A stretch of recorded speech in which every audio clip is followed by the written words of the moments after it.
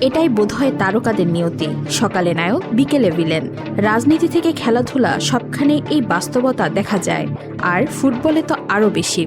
আজ সেই বাস্তবতার মুখোমুখি ক্রিস্টিয়ানো রোনালদো।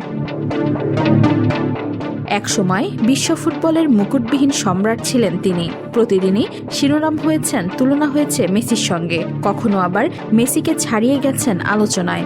অথচ এখন পরিস্থিতি ভিন্ন।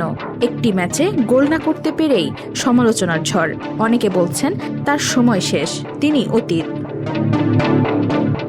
ডিআর কঙ্গোর বিপক্ষে গোলশূন্য থাকার পর প্রশ্ন উঠেছে, রোনালদো কেন এখনও খেলছেন? অথচ ম্যাচের আগে এমন কথা খুব কমই শোনা গেছে।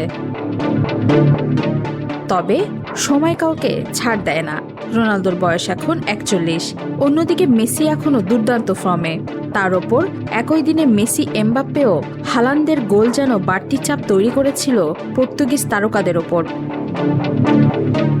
ফার্সি কিংবদন্তি থিয়েরি অরির মতে, রোনালদো দলগত খেলায় মনোযোগ দেওয়ার চেয়ে ব্যক্তিগত গোলের খোঁজে বেশি ব্যস্ত। এটাকে অনেকেই স্বার্থপর হিসেবে বিবেচনা করছেন। তবু বিতর্ক থামছে না। ফুটবল ইতিহাসে সর্বোচ্চ গোলদাতা হওয়া সত্ত্বেও রোনালদোর শারীরিক সক্ষমতা ও কৌশলগত প্রভাব নিয়ে প্রশ্ন বেড়েই যাচ্ছে। এখন সবার নজর এক জায়গায়, রোনালদোর দিকে। তিনি কি আবার জ্বলে উঠবেন, নাকি ভিলেন হয়েই বিদায় নেবেন? ওয়াহিদা পারভীন ঈশিতা, আজকাল।